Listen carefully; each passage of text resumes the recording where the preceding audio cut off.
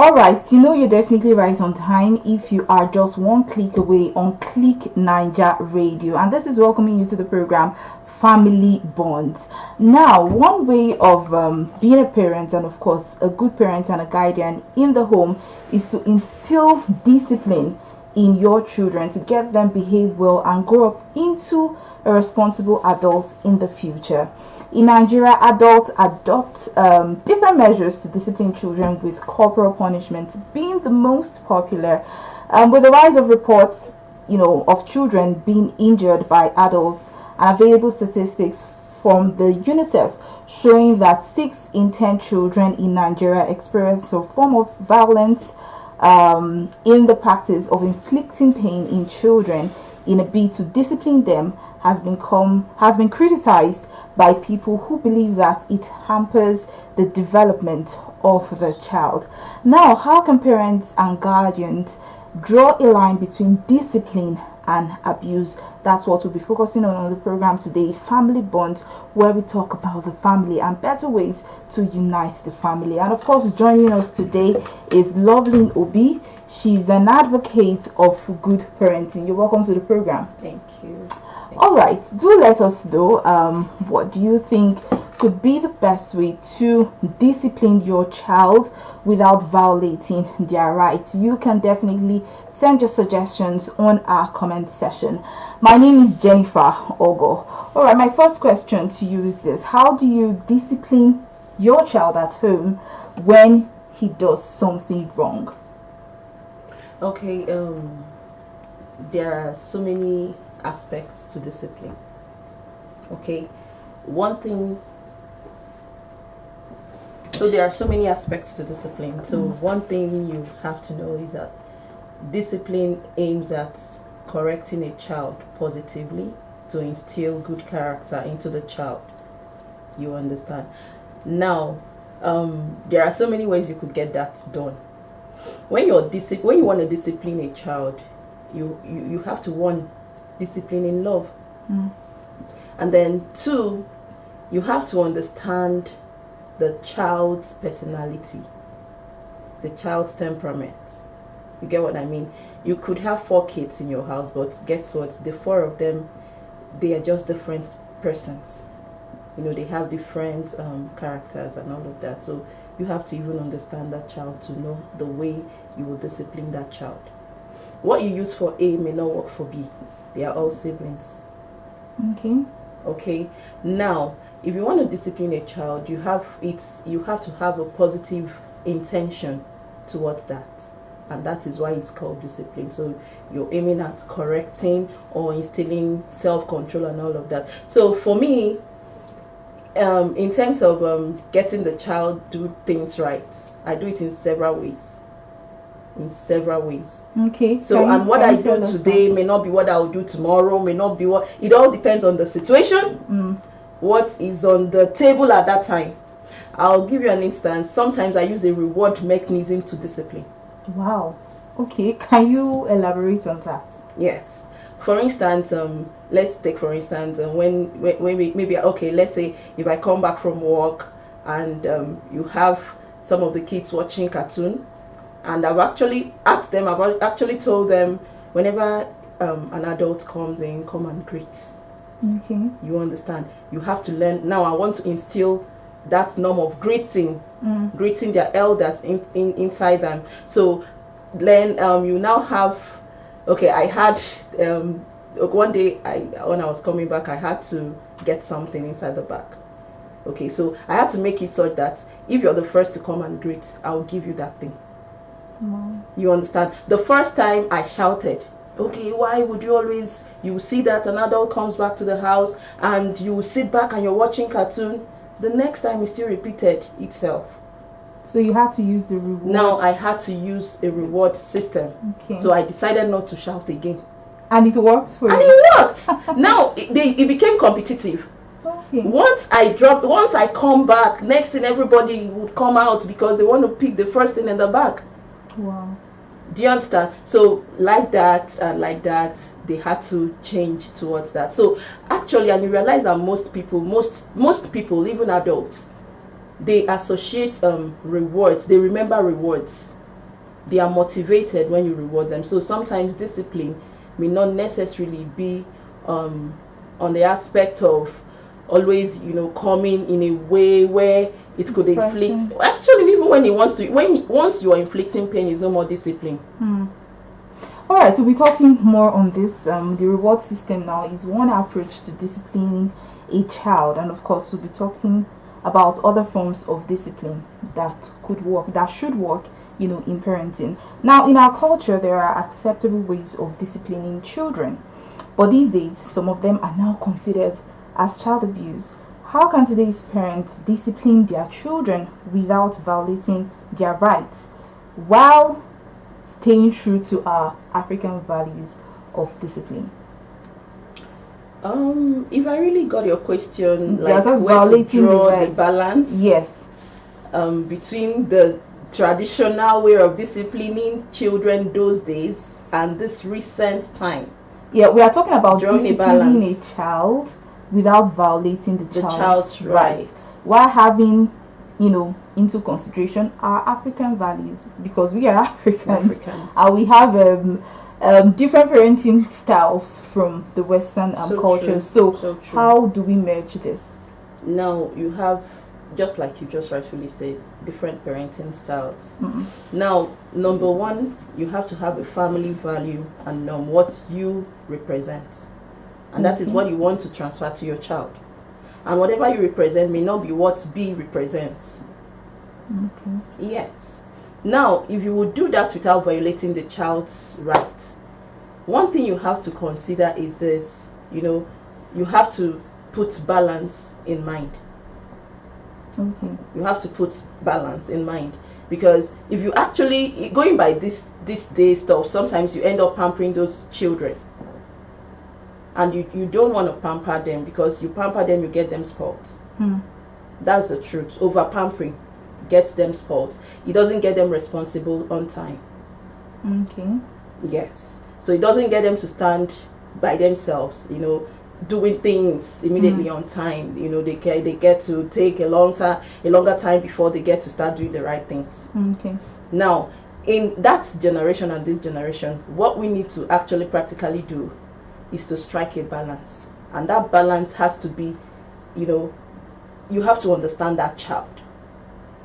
I wouldn't tell you do it this way or do it. There is no hard and fast rule. You just know what works for your child.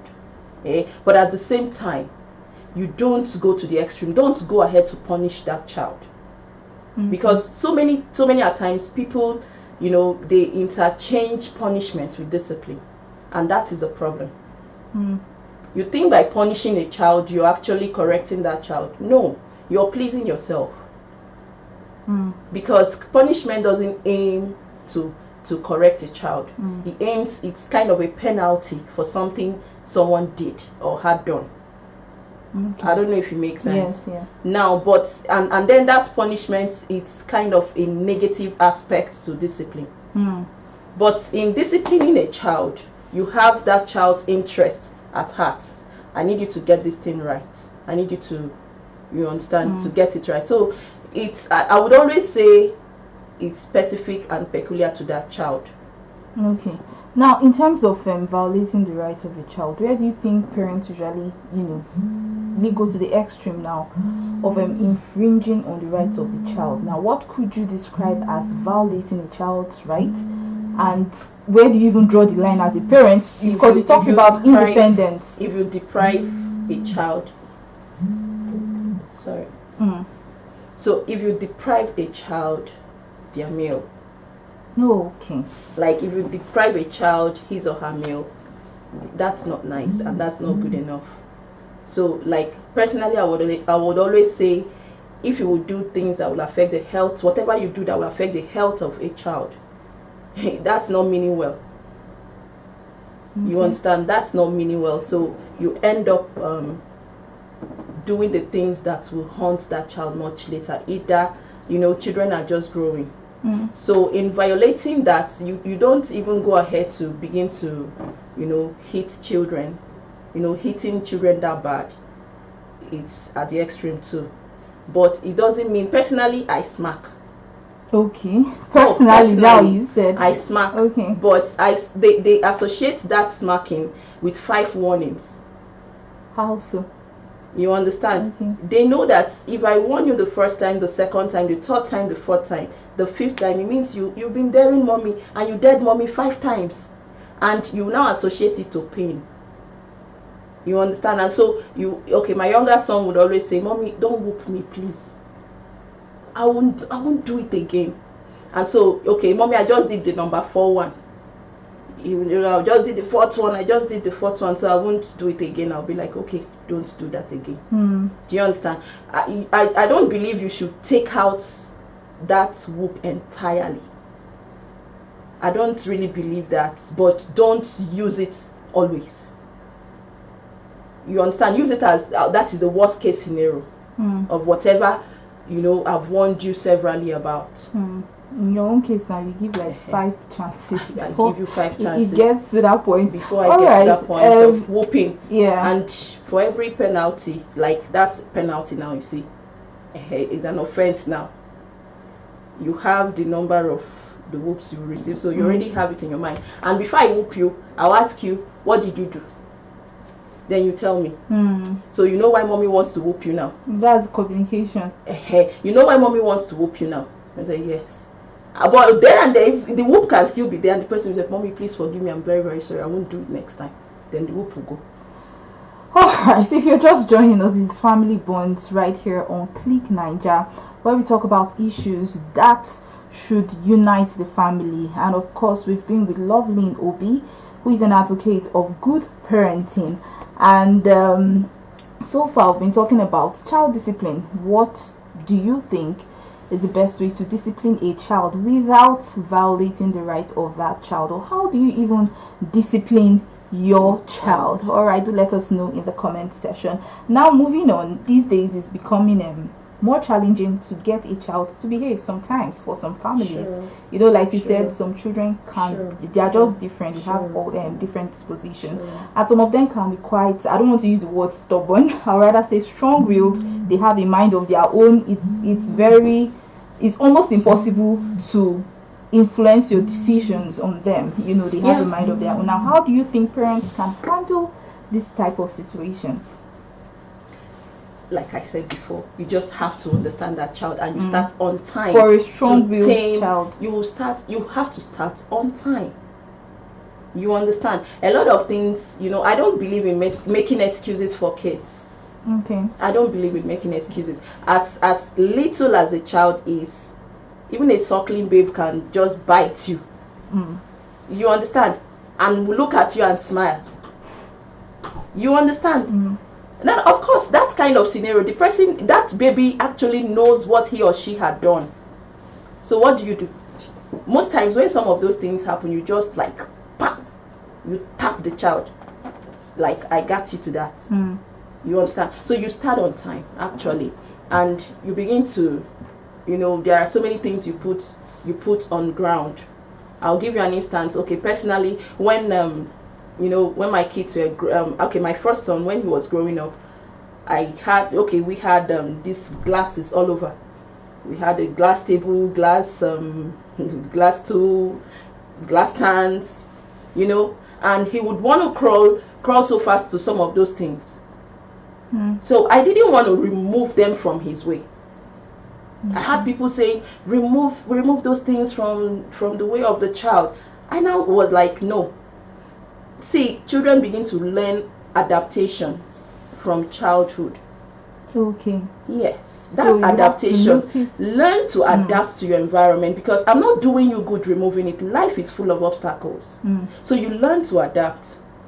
So what if I had made excuses? Do you know he never broke any of those things? I would always say no. So anytime he comes around the table, he would remember no, and he goes back. Do you understand? So you start from the cradle, understand what works, with the age, begin to communicate. You have to learn how to communicate. You understand? Of course, while I was talking, I was almost using their languages to talk.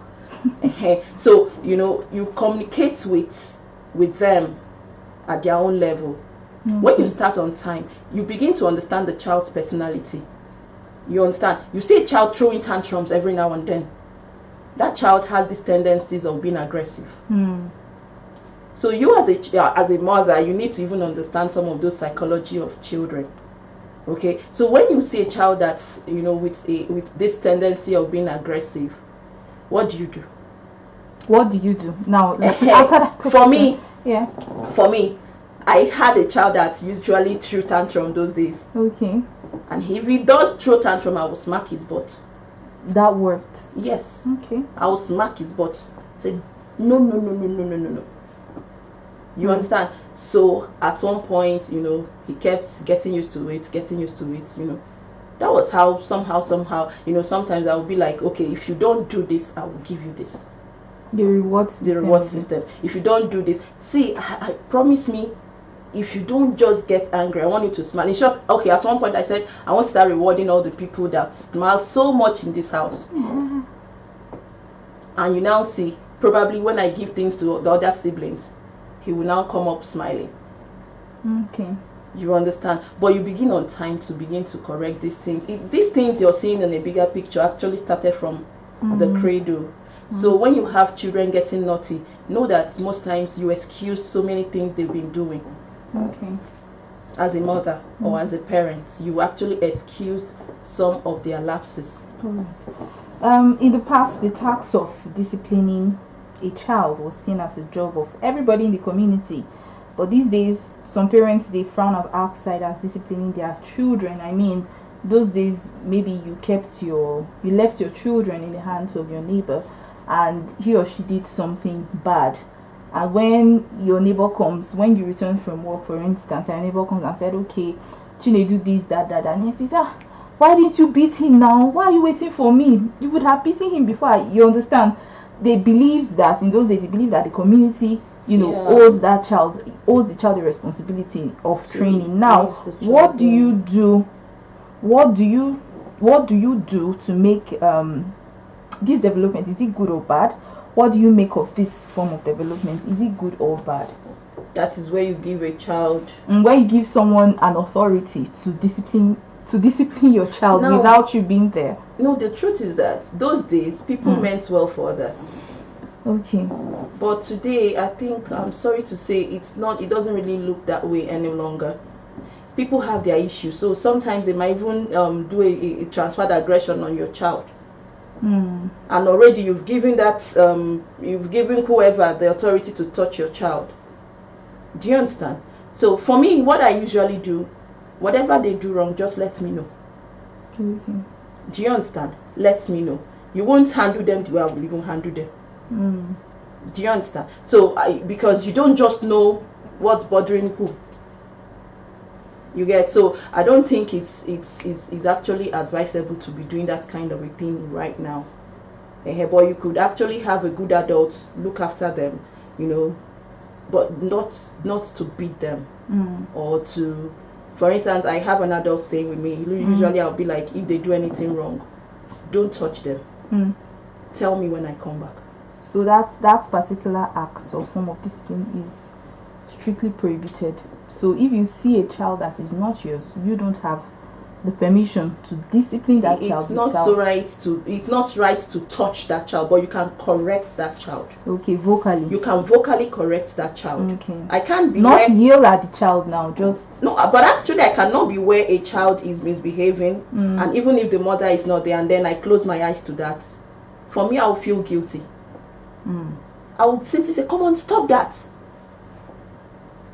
Do you get? You can actually say, "Stop that. That what you're doing is wrong," or you might end up injuring this person. So I think these are the stuff. Okay. All right. Moving on. Some adults, under the guise of disciplining their children, lash out at them and at the slightest provocation. So they're actually disciplining them. Remember, there are different forms of discipline. With anger, in the end, the children end up more hardened.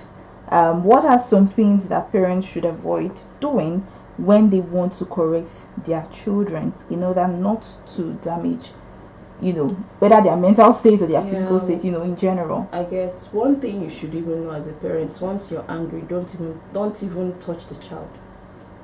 Okay. Once you're angry, I learned that from my dad. Once he's angry, that is when he won't talk to you. You understand? Because at that point, he might beat you and you find yourself in Kafanchan. You understand? So I think parents should learn self-control. Yes, these children could sometimes drive you nuts, but don't touch them when you're angry, because you end up either injuring them or even punishing them, inflicting more pain. Some parents even give an excuse of like an impulsive action, like they exactly the point. You as a parent, you must have self-control. Don't touch a child when you're angry, because you're not actually correcting that child. You're venting your annoyance on the child at that point. So for you to feel good, so you're actually not correcting, and that child will learn nothing at that point. So I think that as a parent, when you're angry, you understand, don't touch a child. If not, a lot of parents don't even know how to control their angers. So and that's why you see all those terrible marks, terrible crazy marks coming on the kids, you get. So I think as a parent, once you're angry, leave off discipline, calm yourself first, and then so that you can rightfully pass the message. Because if you don't, after the whole essence of discipline is to pass a message that the child would get eventually. If the child doesn't get that message, you've done nothing. You understand? You've done nothing. So that's the primary purpose of the primary purpose of discipline actually is for the child to get the right message. You get either right message of self-control, you mess it, you fix it. You understand? For instance, I could give you an instance whereby when the children litter their toys everywhere, I'll be like, in the next 5 minutes, if you don't fix these toys, you won't get them in the next 1 week. What form of discipline now is that? So no, that one could be setting limits or something. Okay, setting limits. It could be setting limits, like you've put up a rule. You understand? You've put up a rule and you just mess it, you fix it. And or for instance, you finish eating and your surface is dirty. You understand? Sometimes I'll be like, I won't give you phone to play at all. You get? So there are so many ways. Only if we can sit back as parents to begin to think, what are the measures? What does this child like? The things the children love, they are usually the things the children love, they are usually what you could use, to get at them, but not the thing that will affect their health. Okay. So you could just deprive them of something they love, just for a period of time. And another way you could still discipline a child is by you setting that example. You setting that example, you understand? Monkey see, monkey do. Alright, we have limited time now to wrap up this show. Let's talk about the ongoing trend, talking about some of the maltreatments that they are parents because they have children, but they hire other people's children to come as a domestic staff. So how do you think this trend can be checked when they think that they are disciplining the child that is not their own, and sometimes they go to the extreme? How can this be balanced? It's really crazy, actually. It's really crazy, but personally I think adults that are bad are bad. Okay. Adults that are good are good. You understand? And just personally I would say, you can't change an adult. Yeah. You can't change an adult. It's only God that has the power to change people, but you can't change an adult. So if you want to, I think all the child rights activists and all the bodies responsible for those things are already doing a great job, and which can be more like a disciplinary measures, to curb those things in the adults. So if I venture a woman with a domestic maid who is still in her teenagers or still quite a child, and she notices or he notices that this particular person doesn't adhere to the house rules, what form of discipline can you suggest now should that parent give to that particular domestic worker? Or what should be the right step? Okay, you said a teenage domestic worker. No, I mean between a child, a teenager now, and maybe from 10 years and above, a domestic worker coming to the house to actually One help thing with you have domestic to know chores. is this: if you're getting a domestic worker of 10 years, know that you're getting a child. You understand? Know that you're getting a child, and you have to take that person as your own child. If you don't treat that person as your own child, you may miss it. So rather employ people you pay. Okay. Yes. So employ people you pay, but if you will get a child, you have to adopt that child either as a first child. That's just the truth. So that you actually, yes, I have one. He came when he was 10, and he's like 20 now. Wow. You understand? And he's a son. Already. He's a son. So it all depends on, like I said, the adult in question. Because what I asked God for was a son. You get, not a domestic help. Do you get what I mean? Yes. So it all depends on you and how you look at this life. You get? So if you would treat someone's child bad, someone else's child, if you wouldn't treat that child as your own, employ someone you pay. So you know that the relationship between you and the person is just to pay the person. Professional. All right. Finally, how do you think parents or guardians can determine what forms of discipline work for their children? For parents who have more than one child, how can they apply the different forms of discipline to their children without playing favorites? Well, yes, you don't play favorites. If you really want to have the kids grow together in peace, don't have a favorite child. Okay, now like I said earlier, you have to understand your children. You have to understand. Before we started, I told you something, that there was a day I had to tell my younger son. The other one, sitting down at the wisdom corner, works for him.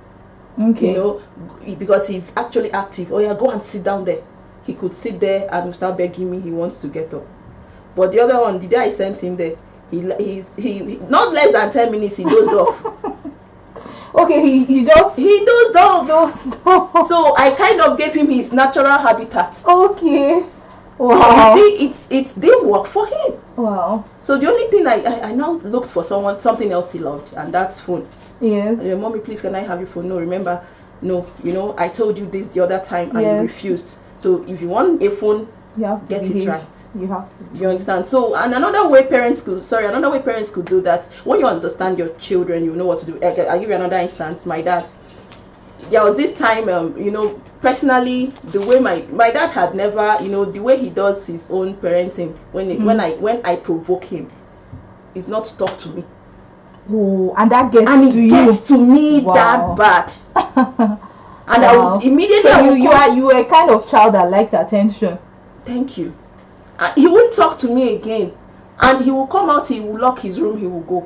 Which ordinarily I would enter his room and relax. He will lock his room, go his way. So you know what he did to me. Then what? Like maybe in the next 2 days or in the next few minutes, when it has gotten to me that bad, I'll just write an apology letter. Okay. And I'll go and keep it for him. And then later on, he will now communicate. Okay. Do you understand? Yeah. So I think you have to understand the child. Don't use the same stick, the yardstick, for all of them. You might miss it.